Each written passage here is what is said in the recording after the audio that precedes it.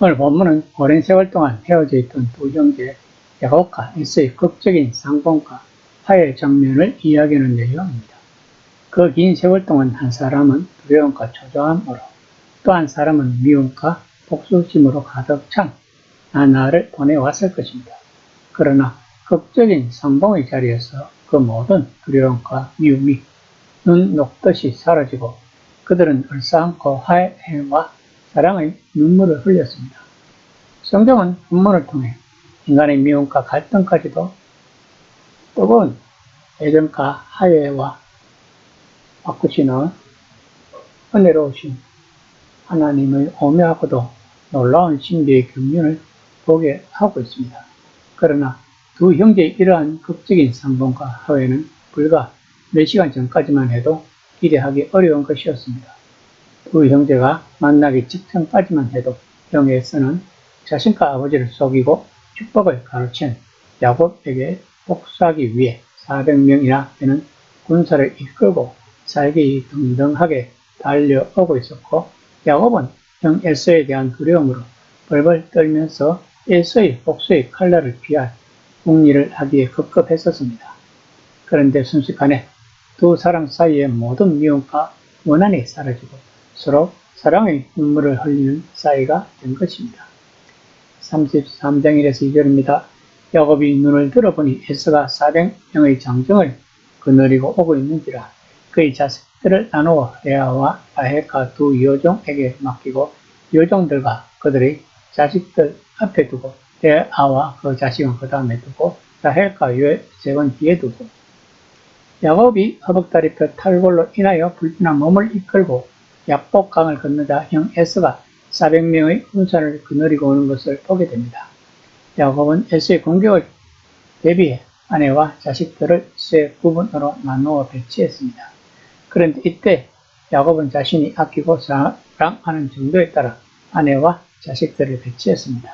따라서 라헬과 그 아들 요셉을 가장 뒤에 배치했다는 것은 야곱이 라헬을 가장 사랑했으며 그녀가 낳은 아들인 요셉 역시 많이 사랑했다는 증거입니다. 야곱은 불과 몇 시간 전에 하나님께로부터 이스라엘이라는 이름을 받았음에도 불구하고 야곱은 여전히 자신의 생각대로 행하고 있는 것을 볼 수 있습니다. 이처럼 인간의 그릇된 생각이나 기준은 하루아침에 쉽게 변화되지 않습니다. 이에 바울은 로마서 15장 16절에서 사람의 기질이나 성품이 하나님의 형상을 닮아가는 것은 거룩하게 하시는 성령의 역사를 힘입을 때에야 비로소 가능하다고 했습니다. 3에서 7절은 야곱과 에서가 간격적으로 상봉하는 내용입니다. 3절에서 야곱이 7번 땅에 굽히며 에서에게 가까이 갔다는 것은 7이라는 숫자는 근동 사람들에게 있어서 절차상 완전을 의미하기 때문에 야곱이 에서에게 머리를 땅에 닿을 정도까지 몸을 완전히 굽혀 7번 절하고 있는 것은 야곱이 형 에서에게 자신이 할 수 있는 최대한의 용서를 구하는 마음을 표현하고 존경과 예의를 갖추었음을 나타내고 있는 것입니다. 이에서는 달려와서 야곱과 서로 감격의 눈물을 흘렸습니다. 다혈질의 성격을 가진 에서가 자신의 장자권과 언약의 성권을 속여 빼앗은 증오의 대상이었던 야곱을 이와 같이 반갑고 따스하게 맞이할 수 있었던 것은 오로지 하나님께서 에서의 마음에 은혜와 사랑의 온기를 불어넣어 주셨기 때문이라고 본문은 암시하고자 하는 것입니다. 야곱이 형 에서를 피하여 벨세바를 떠날 때는 혼자였는데 이제 여러 사람들과 함께 돌아왔으니 에서가 이들이 누구냐고 묻는 것은 당연한 일일 것입니다. 이에 야곱은 하나님이 주의 종에게 은혜를 주신 자식들이라고 대답합니다. 에서가 야곱의 아내들과 자식들 모두를 가리키는 것처럼 보이는 이들은 누구냐는 질문에 야곱은 자식들만을 언급해서 대답합니다. 이는 고대 간섭에 기인한 것으로 남자들은 보통 다른 사람의 부인에 대해서는 관심을 두지 않았기 때문에 에서의 질문은 12명의 자녀들에 대해서만 물은 것이었고, 따라서 야곱도 아내에 대해서는 언급을 회피한 것이었습니다. 이에 그의 여종들이 그의 자식들과 더불어 나와 절하고 레아도 그의 자식들과 나와 절하고 그 후에 요셉이 라헬과 더불어 나와 절하였습니다.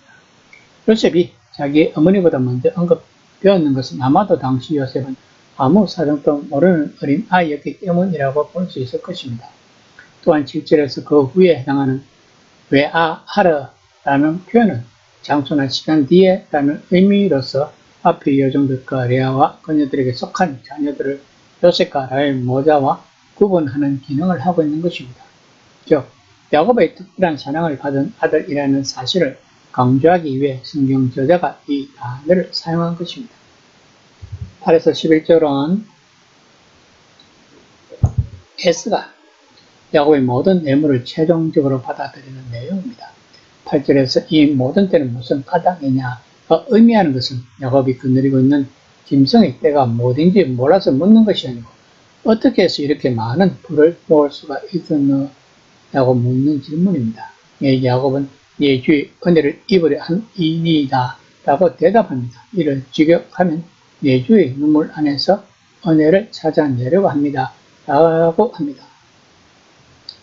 눈에 해당하는 아이는 단순히 눈을 뜻하기보다는 마음이라는 의미라고 합니다. 고대 근동 지방에서는 눈이 단순히 보는 기능만 가지는 것이 아니라 마음속의 여러 생각이나 감정을 드러내는 통로라고 생각했기 때문입니다. 한편 고대 근동 사회에서 예물은 주로 상호간의 우호 및 화해의 정표로 사용되었다고 합니다. 따라서 예물을 상대방이 흔쾌히 받아들이면 화해 및 친선 관계가 형성되는 것이고 반대로 거절하면 화해할 의사가 없다는 의미인 것입니다. 그러므로 야곱이 형 에서에게 예물을 준 것은 단순히 환심을 사기 위한 것이 아닙니다. 이는 에서의 모든 적대관계를 청산하고 새롭게 화해된 관계로서 개선을 바라는 의미인 것입니다.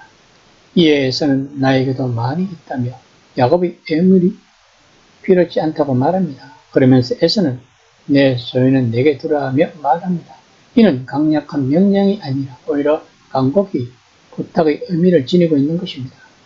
한편 만약 에서가 야곱에게 강압적인 태도로 내가 가져온 예물들을 내게 있게 하라고 명령했다면 화해의 표시로 물질을 주고받았던 고대 근동의 관점에 비추어 볼 때 화해를 거절한 것입니다. 그러나 나는 이미 많이 있으니 내가 가져온 것을 그냥 내게 두었으면 좋겠다 라는 의미로 희망이나 기원을 나타내는 간접 명령으로 본문의 내용을 말했으므로 이는 화해는 하되 물질은 안 받겠다는 의미인 것입니다. 이에 야곱은 에서에게 마치 하나님의 얼굴을 본 것 같다며 자신의 예물을 받아달라고 간곡히 부탁합니다. 이는 야곱이 에서의 얼굴을 보았을 때 에서의 얼굴 속에서 하나님께서 베푸신 은혜의 빛을 보았다는 것입니다. 즉 야곱은 복수심에 불타고 있었던 형 에서의 마음을 변화시켜 자신을 받아들이도록 하신 분이 바로 하나님이었다는 사실을 알았다고 본문은 말하고 있는 것입니다. 뿐만 아니라 이는 자신이 야뽕 나룻에서 하나님의 얼굴을 대면하고도 죽지 않고 살았듯이 자신을 죽이려고 하였던 에서의 얼굴을 보고도 살아있게 된 기쁨과 감격을 고백한 말이기도 한 것입니다. 이에 야곱은 자신의 소유가 족하다며 예물을 받아달라고 강권합니다. 이에서는 야곱의 예물을 받아들입니다. 그런데 히브리어 성경을 보면 9절에서 에서가 내게 있는 것이 족하다고 한 에서의 말은 단순히 풍부하다는 의미만 있는 반면 야곱이 족하다고 한 말에는 풍부하다는 의미 외에 모든 것을 가지다 라는 의미도 담겨 있다고 합니다. 결국 야곱은 지금 자신이 모든 것을 가지고 있다고 고백하고 있는 것입니다. 물론 야곱이 실제로 모든 것을 가진 것은 아니었습니다. 그가 이렇게 고백하는 것은 그가 야뽕 나루터 씨름 사건 이후 모든 것을 소유하신 하나님께서 동행하심을 깨달았기 때문일 것입니다. 다윗도 이 진리를 깨달았기에 유하는 나의 목자시니 내게 부족함이 없으시로다 라고 고백했으며 사울바울도 빌립보서 4장 18절에서 내게는 모든 것이 있고 또 풍부하다고 고백하였습니다. 다시 말하면 하나님 나라의 백성들 즉 하나님이 함께 하시는 자는 모든 것을 소유한 자라는 것입니다. 그러므로 바울은 빌립보서 4장 11절에서 내가 비천에 처할 줄도 알고 풍부에 처할 줄도 알아 모든 일에 베푸름에 배고픔과 풍부와 궁핍에도 일체의 비결을 배워놓으라고 말했던 것입니다. 이 시간 나는 과연 하나님과 함께하고 있는지 한번 생각해보는 시간이 되었으면 합니다.